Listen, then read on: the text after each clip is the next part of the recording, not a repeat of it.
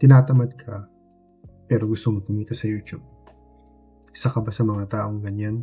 If you're a person na ang isip is tinatamad ako mag-edit, pero gusto ko maging successful sa YouTube, this line of work or career is not for you. Kasi there's nothing easy about creating a YouTube channel and hindi siya para sa mga tamad. Mas okay na yung rason na masyado kang busy sa buhay mo kesa sa tinatamad ka. But if you're confusing katamaran with busyness, well, you're just like me.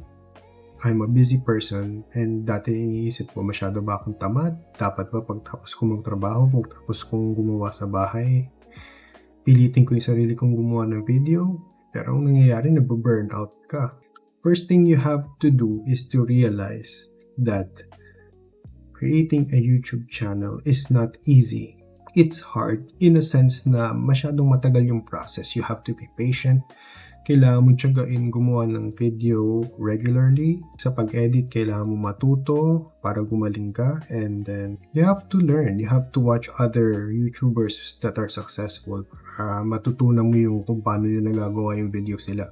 There's a lot of people who tried and failed.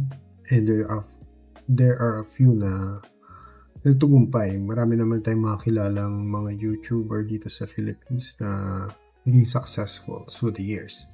One thing is for sure, yung mga long time YouTuber na yan, makikita mo na they have reached success in life. Nakabili na sila ng sarili nilang mga bahay, mga kotse, and hindi mo mapipigilan sa sarili mo na ako kaya, try ko kaya, kaya ko kaya to. Kasi minsan yung ibang tao, simple lang sila dati. Hindi naman sila nagsimula with a lot of resources. A lot of them have inspiring stories. Kaya di mo mapipigilan na gustuhin din makamit yung katulad ng mga nakamit nila. Pero isa sa mga pinaka-challenge kapag gumagawa ka ng isang video is yung time. Marami sa atin na may work. Hindi lahat merong free time tulad ng mga kabataan, usually mga estudyante. They can do content after school, during vacation. Pero if you're a person na meron ka ng pamilyang binubuhay, may mga bills ka na binabayaran, hindi maiiwasan na kailangan mo mag-allot ng maraming time sa trabaho. And doon naman sa may mga pamilya, katulad ko, kailangan din natin magbigay ng oras sa mga anak natin, sa gawaing bahay, sa asawa natin.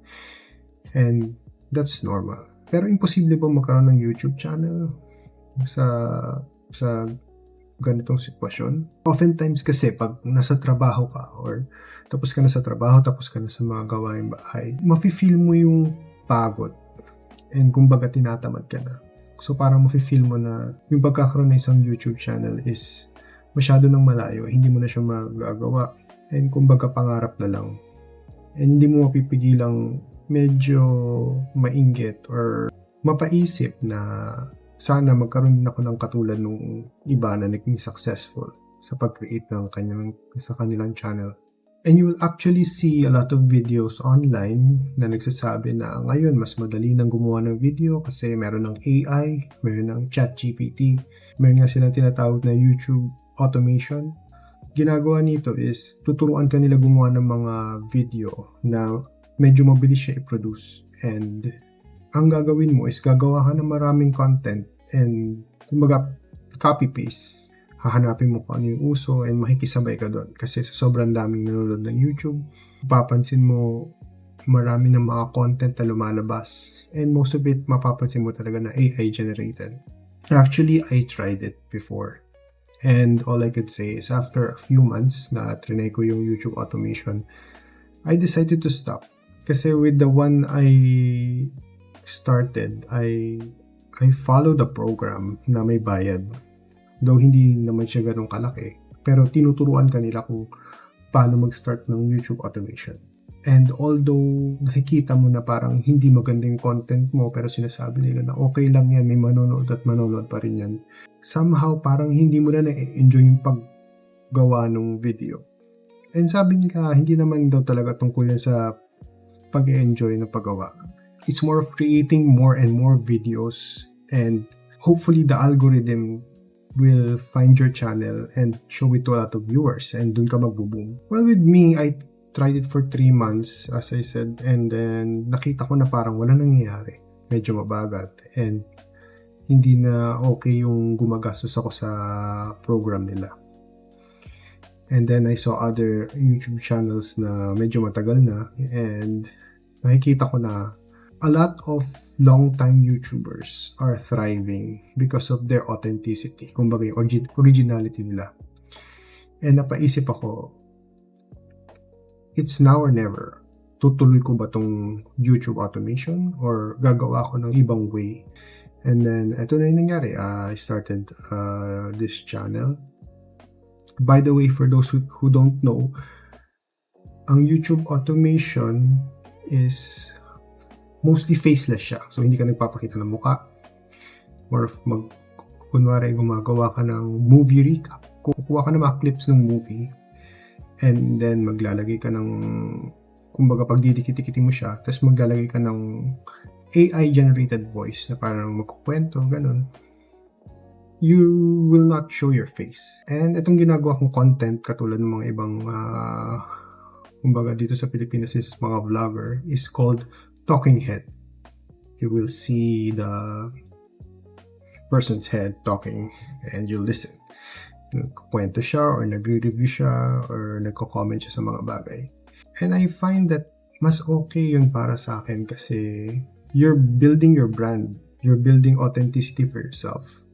Kasi kung nagkaroon ka ng audience na nakikinig sa'yo sa niche mo and you grow that through the years, yun ang hindi madaling i-replicate. And na-discover ko na it's easier to take a video of yourself like this versus doing more of heavily edited content.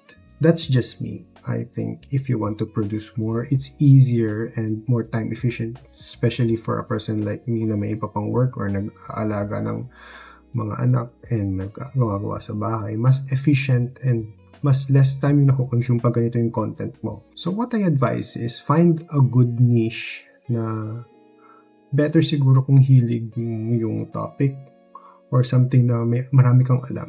For example, kung trabaho mo ay isa kang architect, maybe you can create a channel talking about your job, yung mga experiences mo. Other people that can relate to you can find your channel and become interested in your content. Talking about niche, for those who are not familiar, niche is like a specific topic. For example, kung ang topic ay dogs, ang niche ay specific breed like teacup Pomeranian. Ang niche mo is teacup Pomeranian, puro teacup Pomeranians lang yung content mo, yun ang niche mo. So parang hinahanap mo yung pinaka-specific na topic. And dapat ba pag kumukuha ka ng topic is mag-stick ka doon, huwag ka magbabago no matter what? For me, sa start, siguro mangangapa ka talaga. You will try one or two things and your audience will tell you what they want. And if you make like 5 videos and makikita mo yung pattern kung ano yung video ng mas maraming views, mas maraming engagement or comments, yun ang try mong gawin ulit kasi yun ang doon mas interesado yung tao. And if you're having a hard time with your niche, try to change your niche but wag masyadong malayo sa original mo. For example, isang medyo general niche is movies. Kung mahilig ka sa movies, mahilig ka manood, you can share movie recaps or movie reviews. Kung nakita mo medyo mababa yung views mo after 10 or so videos sa movie reviews, maybe hindi yun yung para sa'yo. Try to shift. Maybe try to focus on Hollywood movies or specifically horror movies. Pero nandun ka pa rin sa movie niche. Maybe try local films like Philippine movies. Baka makahanap ka ng target audience mo dyan. You can change your niche pero huwag ka masyadong lalayo. Like, kunwari, gumagawa ka ng movies, movie reviews or something like that. Nakagawa ka na ng 20 videos tapos bigla ka mag-shift sa food. Napakalayo, di ba? Yung mga audience mo na nag-retain na, yung mga nanonood sa'yo, ma-off sila. I know there's a lot of silent viewers out there na hindi sila nagko-comment, hindi sila masyado nag-engage, pero nanonood sila ng videos mo. those people might shift and they won't watch your content anymore pag masyado na silang na-offset. So going back to making videos, ang pinakamahirap talagang part sa pag-start ng YouTube channel ay yun, pag-start. Kasi mag-start yan dito. Nag-i-imagine ka, mag-iisip ka, ano kayang magandang video ang gagawin? Ano kayang topic? Magpaplano ka, and then mag-video ka. Pero biglang pag pinanood mo, parang ang pangit, parang ayoko, parang gusto ko ito naman. Tapos, yun naman, gagawa ka na naman. Lumipas na yung ilang araw, ilang linggo, hindi ka pa rin nag-start. Kumbaga, hindi mo pa rin na-post. Doon na yan, nadidelay. And eventually, baka mawala na totally yung interest mo. So, if you make that jump, yun na yung pinaka-biggest hurdle na nalagpasan mo. Once na nalagpasan mo yan, ahead ka na sa more than 50% ng mga taong gusto mag-start. Malaki na yung advantage mo. And you will start to post your first, second, third video. And then eventually, dadating ka sa point na medyo madidemotivate ka na. Kasi to tell you the truth, medyo mahirap talaga pag hindi ka pa monetize. Kasi let's be true to ourselves. Malaking factor yung pagiging monetized, and a lot of us want to be monetized. And if you're not yet there, medyo mahirap i-push yung sarili mong gawin ito ng gawin. Pero nandyan na yung papasok yung willingness mo to be consistent. If you keep it up and then you stay consistent, you will be rewarded in the end. Kasi darating din yung time, hindi tayo sure kung ilang months, ilang years, pero darating yung time na nakuha mo na yung audience mo and na-reach mo na yung mga milestone para ma-monetize. Isang malaking tagumpay yan para sa'yo. Kumbaga nag-level up ka na and you will really appreciate the hard work. Yung mga times na ayaw mo gumawa ng video pero gumawa ka, ma-appreciate mo lahat yan. Kasi yan ang building blocks mo sa pag-create ng YouTube channel. For me, personally, hindi talaga totoo yung mabilis kang magsasucceed sa YouTube. And usually, people who try to do that, meron silang shady thing na ginagawa. Tulad ng pagbabay ng views or maybe creating content na lumalabag sa terms and conditions ng Google. And ang mangyayari is eventually, YouTube will find out. Yung algorithm, makikita yung channel mo and baka ma-terminate ka. Sayang naman yung pinagpagura mo. Well, yun lang talaga ang pinaka-basic dyan. And if you think you're ready, you start.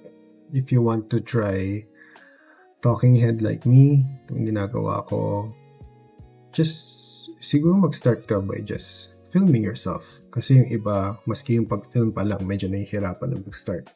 And I know if you really want something, kaya mo yan and you will really work hard for it.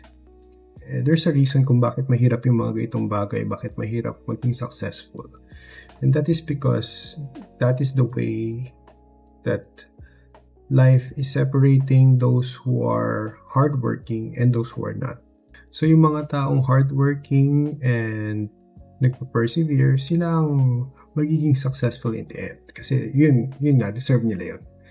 And deserve mo rin yan, just work hard. Sa tingin mo ba, makakamit mo yan? Kaya mo bang gumawa ng YouTube channel? Ako, confident ako na kaya mo yan. With just the right mindset and the right habits. And tamang diskarte sa niche. And listen to your audience. Create content consistently. Follow the rules. And tuloy mo lang yan. And eventually, you will reach your goal. Be willing to endure the pain. Kasi it's a really painful journey. Yung mga 0 views and no comments and negative comments. Minsan nga medyo foul na yung comments pero it's all part of it. So my advice is treat YouTube as a business rather than work. It is something you're building for yourself if you want this to be your source of income. And kung anong ipopour mong passion and pagod sa isang negosyo, yun din ang ilagay mo sa paggawa ng YouTube channel kasi hindi talaga siya madali. So dyan na nagtatapos ang video natin. Hopefully may natutunan ka and I've added value to your life. Like and subscribe if you like the channel and I'll be posting more content like this. So hanggang sa muli.